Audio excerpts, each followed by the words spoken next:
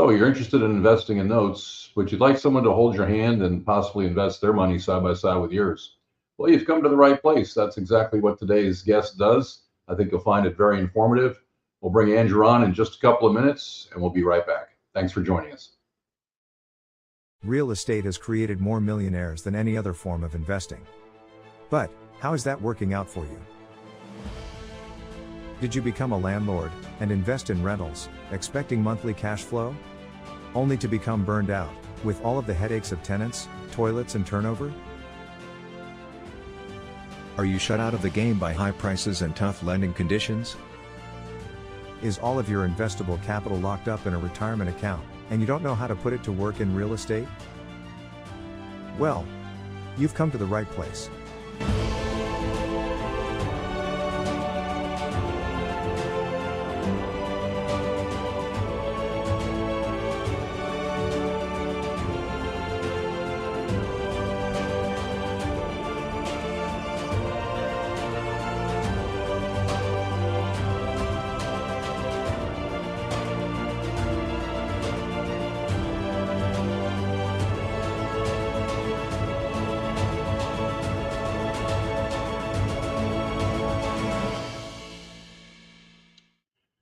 Hey, welcome to the Worry-Free Cash Flow Podcast.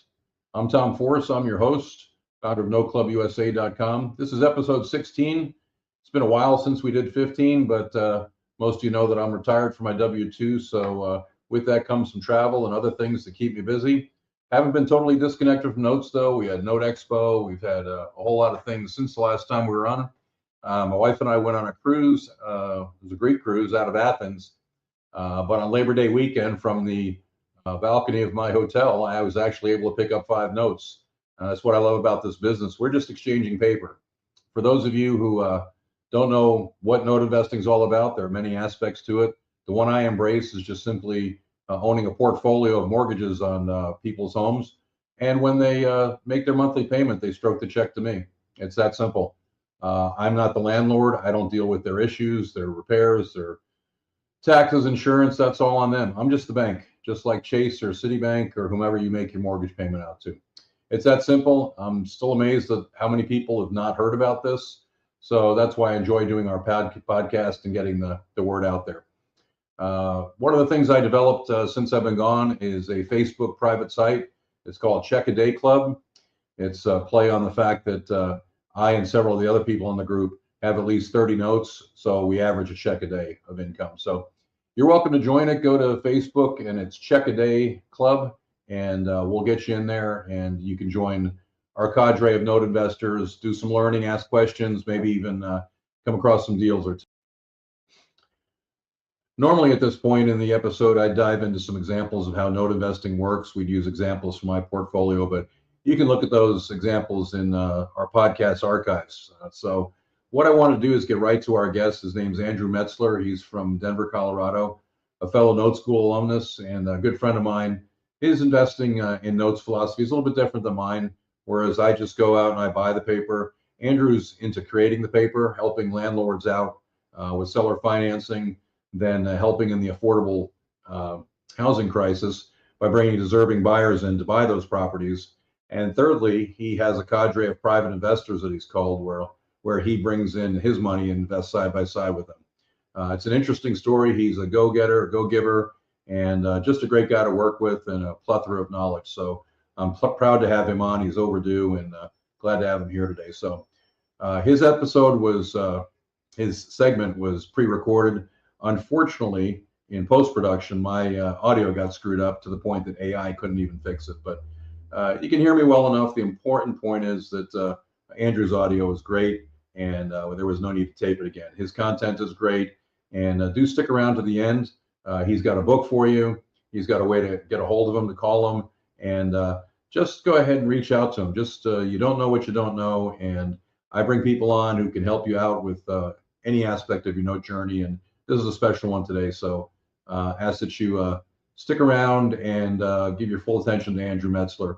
So at this point, I'm just going to quickly recognize our sponsors, and then I'll kick it over to Claire to introduce Andrew, since my mic went down, and she's better at it than I am anyway. So anyway, enjoy the episode. I'll check back with you when it's over.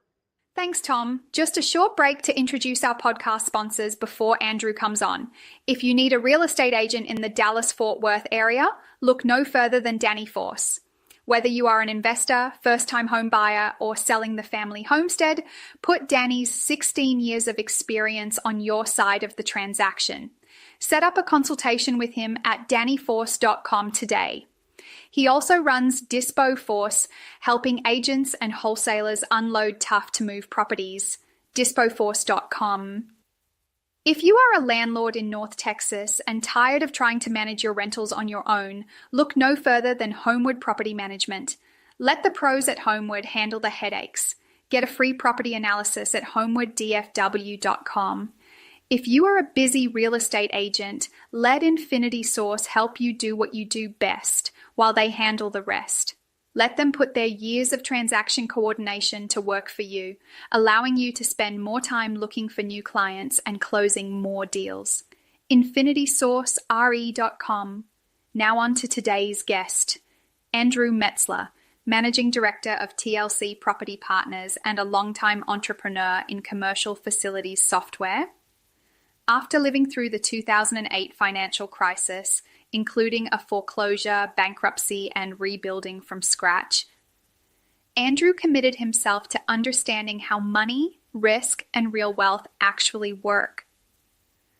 Over the last decade, he has built deep experience in mortgage note investing, working with performing notes, seller finance deals, and passive investors who want steady, predictable income without the headaches of being a landlord.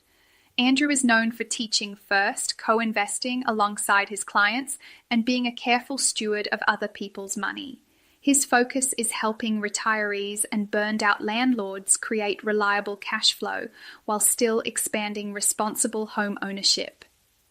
He is the author of the book, A Comprehensive Guide for Investors in Profitable Mortgage Notes, and you can learn more or download his book at Profitable Mortgage Notes. It is our pleasure to have him as a guest on today's show. Andrew, welcome to the studio. Happy to have you on today. Yeah, thanks, Tom, for having me. I appreciate the opportunity to talk with you. That was a great intro. I know Andrew from our time at Note School and talked extensively at Note Expo. And so if you're a fan of the show, you know that I like to have on people who are doing good in the community, doing things with notes, have been successful and are an example for others. And Andrew certainly fits that bill. So, Andrew, talk a little bit about your intro to investing, where you're from, how you got started in notes, and whatever you want to talk about. The floor is yours. Yeah. So my approach is really simple. I teach first, and then I'm very careful and deliberate with other people's money. I've been spending the last decade in deeply studying about mortgage notes and investing so that I can help people earn steady income without taking unnecessary risks. And it really comes back to my backstory, which was back in 2007, 2008. I'm a partner in a commercial facility management software, and we had our credit line frozen practically overnight. And when that hit, I had to take a big pay cut, which then my marriage fell apart and ultimately went through a divorce, a bankruptcy, and a foreclosure on my family home. Wow. It's a lot. That was kind of my Mike Tyson moment, so to speak, where everyone has a plan until they get hit in the mouth. Well, you got hit a couple of times. Yes, absolutely. But what it did is it really humbled me, and it forced me to rebuild in a very intentional way. So what did that look like? So I became obsessed with understanding how money works, how risk is assessed, and how people actually build sustainable and durable wealth. So that season for me in my life really made me not bitter, but very disciplined. So in doing that and being disciplined in that approach, I didn't want to just bounce back. I went back to school and learned about money. Okay. And where that happened was I studied books like Rich Dad, Poor Dad, The Cash Flow Quadrant, The Debt Millionaire, and The Lifestyle Investor. And I took formal classes in the same time where I was actually doing the work, fix and flips, rentals, hard money lending, and taking non-performing notes and turning them into performing assets. So where did you get the knowledge to do all of that?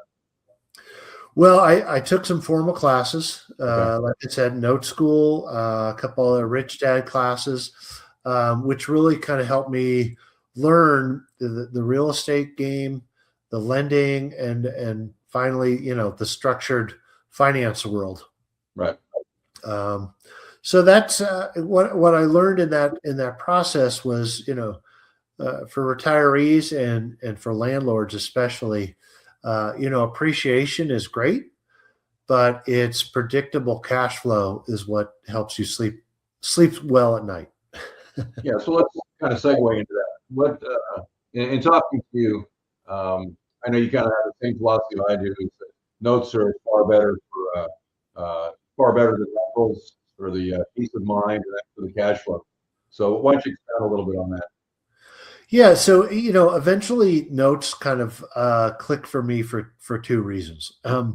First, because of my own foreclosure, I really cared about borrowers and giving them a path to home ownership because I know what it feels like to have a bank that won't talk to you, Right. and that experience really helped shape how I lend today.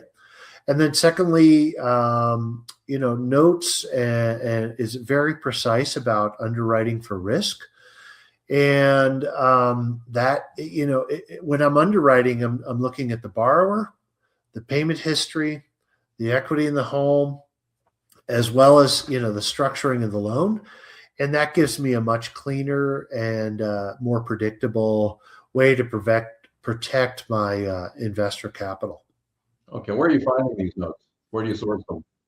Well, so the biggest misconception about like being the bank is in reality when you buy a steady performing note is that there's a lot of equity behind them, and you're often taking less risk than a rental. Right. And here's where I'm finding them is that many Midwest and Southeast banks or Texas or Florida even, the local banks that originate these lower balance notes, call it between maybe $60 and $125,000, $150,000, are very inefficient for them. So they're often selling them on the secondary market, which is where, investors like us have the opportunity to step in. Sure. So, you and I may have had that experience where we've been on a note, and then within 30 or 60 days of originating the note, we get a letter in the mail saying our note has been sold, and then now you need to send the payments to another servicing company. Right. The typical person gets a mortgage, and they think they're going to pay Bank of America, and get the letter in the mail 30 days later that Bank of America has sold it to somebody else. So the check goes somewhere else. Obviously, it's going to another servicer. Yeah. And for retirees, this matters, in the performing note space because it's uncorrelated to the ups and downs of the stock market. It doesn't change whether or not a homeowner makes their mortgage payment. They know what the predictable cash flow, principal and interest that they're going to receive each and every month. So take me through the mechanics on that. So you acquire a note, so you buy it somewhere, and so how does the cash flow work? Yeah, so my primary focus today really is performing notes throughout the U.S. And I'm looking for strong borrower equity, seasoned payment history, strong, solid collateral, and then finally the way in which the note is structured. Secondarily, I'm working also with local burnt-out landlords that are wanting to work their way out of the day-to-day property management. So typically a seller finance note is going to be way less hassle than a landlord is going to, and then they're going to improve their cash flow, reduce their stress, and often lower their tax hit in any given year. Sure. So, and one more thing that I do is I make sure that I'm very aligned with my investors. So I co-invest alongside with my clients in making sure that the deal is structured well, and that holds me accountable. But it also really, if the deal isn't good enough for my own capital, then I'm not going to invest with you. So you touched on a couple of things. You talked about helping landlords out with their rentals to 2x or 3x their cash flow, and you talked about working with investors. So how do those come together? What does that look like? Well, so for the borrower that is looking for a path to home ownership, these are not borrowers that are unbankable. They are just simply not fitting the credit box, the limited credit box that banks are looking for. They typically have large down payments, verifiable income, and they may have had a credit hiccup in the past, or they're retired now, or 1099, but they are deserving borrowers, and I'm underwriting them on a very conservative approach, so that gives them the opportunity to have that home ownership and that path.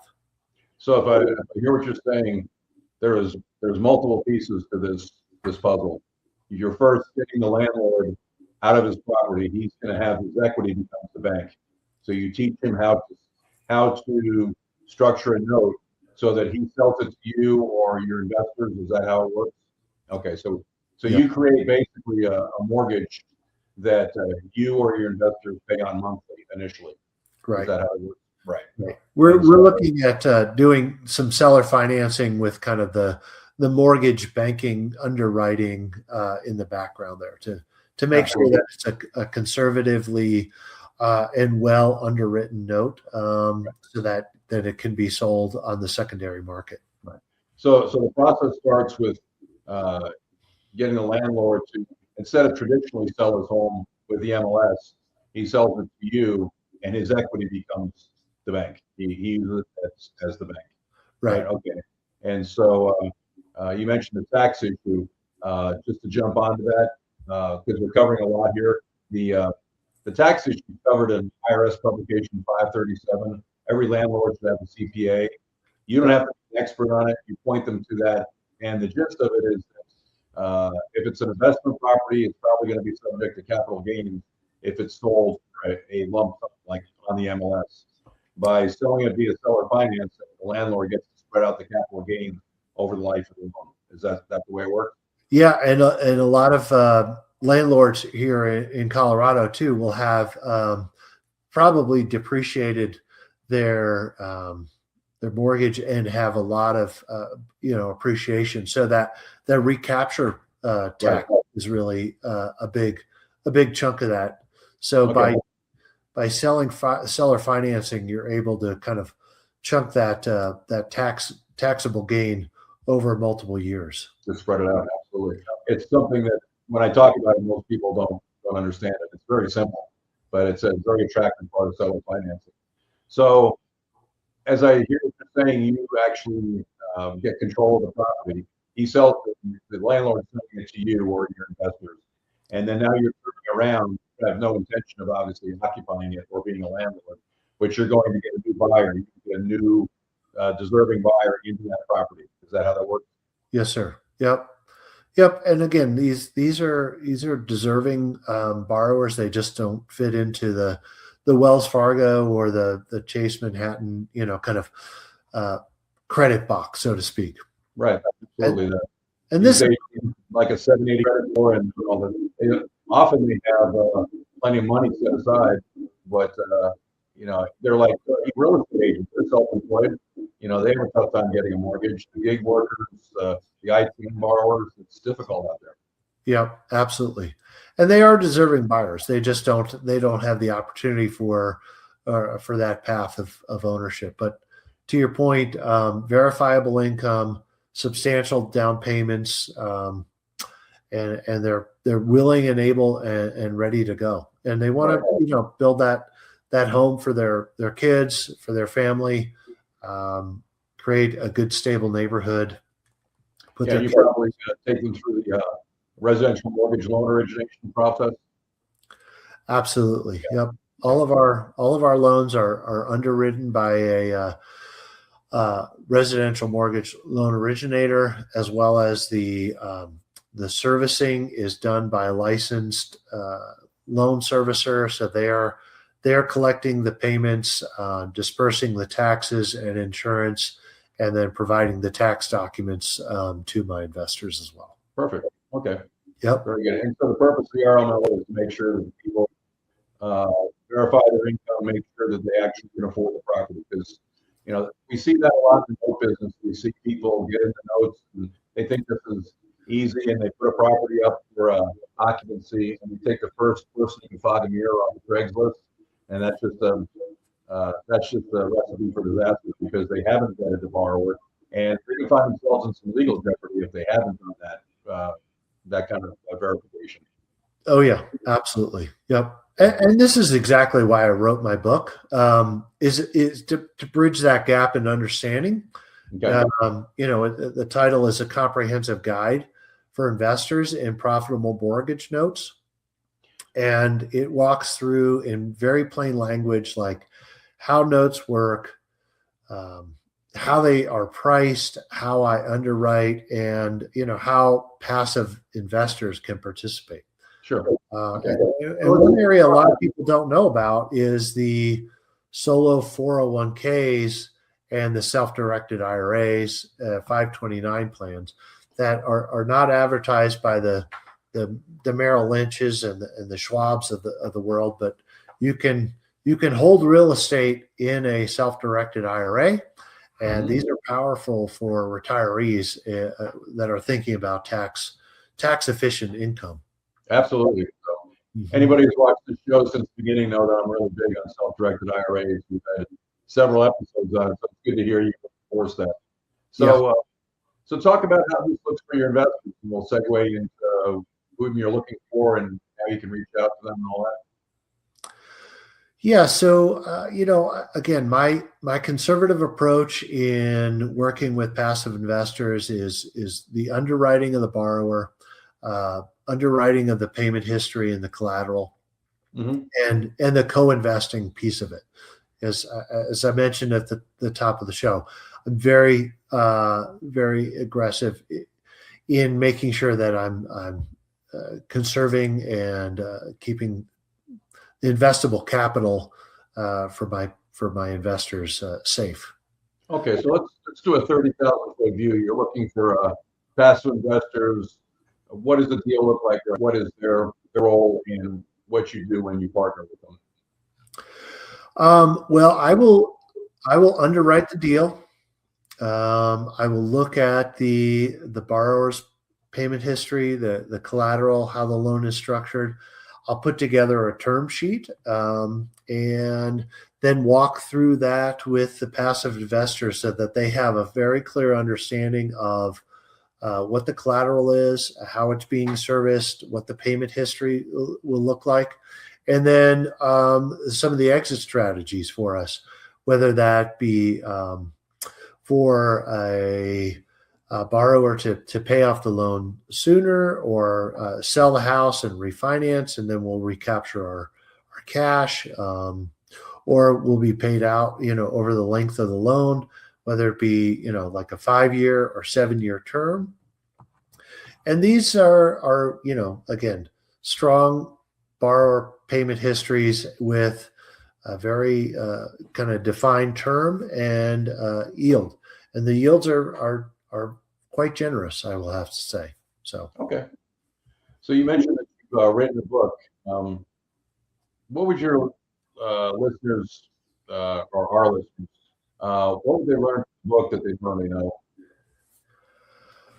As I touched on before, it's really it's an alternative investment that a lot of people don't know about. So they may have had personal experience with a mortgage note, but they don't know kind of the secondary market piece of it, how banks are pricing it, and how they're underwriting it, how they're assessing the risks behind that. So, and that's really, in plain language, kind of the step by step of where that alternative investment can provide them with a steady cash flow, and again, uncorrelated to the stock market. I think that's a big thing right there. That's what sold me on notes, besides the fact that I don't have to go out and flips every day, is worry about the stock market waking up. And because it does go down. I've lived through 87, 2000 and all that. And you think everything's great, and it is overdue. That's just my opinion. It's overdue for something to happen. Sounds good. Does your book talk about the self-directed IRA piece? Well, the self-directed IRA piece is really important in the sense that it gives a tax efficient way for investors to be participants. Okay. As I touched on before, the riskiness of owning a rental property and maybe just having a 1 month security deposit and first and last month's rent is far greater than owning a mortgage note where you have a substantial down payment, call it 15 or 20% down, and then a borrower that is not a renter. They are really investing in their home and having the pride of ownership. So makes sense. Yeah. All right. So how do we get your book? You can download my book at profitablemortgagenotes.com, or at the same website, you can book a short investor call with me. And as I said at the top of the show, I teach first, and I'm very conservative with other people's money. So you can give me a call. We can set up a time to chat, and no pressure. Just see if this is a good investment strategy for you and your portfolio. Perfect. If there was an avatar of somebody you're looking for, what kind of range of people are you looking for? Who is a partnership with you ideal for? Well, it's going to be someone that shares my passion in providing borrowers with a path for home ownership, doing right by them. And for me, a successful co-investment is staying steady when things get hard and doing meaningful work that actually helps people. And at the end of the day, I want to build some real wealth with you, do it responsibly, and enjoy life with the people that I love. So, right. What would you say to people who are watching this and say, well, I'm sure I don't have enough money to get started with this. Should they go ahead and contact you anyway? Oh, absolutely. And as I mentioned before, one of the misperceptions is that banks are lending at $60 and $120 or $150,000 mortgage notes. So these are the unprofitable mortgage notes that those small local banks are originating and then selling on to the secondary market, where investors like you and I can be the bank. Sure. Any other messages for our audience before we head out? I think we covered a lot, but anything we missed? No, I really thank you for the opportunity to share my philosophy and investment strategies with your podcasters, and look forward to seeing you this fall at Note Expo. Absolutely. Well, Andrew, it's been a pleasure to have you on. I love having guests who are not only doing well by themselves, but actually doing well in the community. You're doing a two-pronged, you're actually three-pronged. You're helping the landlord get out of a problem they don't know how to get out of. You're helping deserving buyers get into home ownership, which is a real difficulty in this day and age. And you're also helping investors find another way to cause them to sleep at night. So it's been a pleasure to have you on. I'm proud to call you a friend. And anytime you want to come back, we'll have you on. Well, I appreciate that, Tom. Thanks so much. Take care. You too.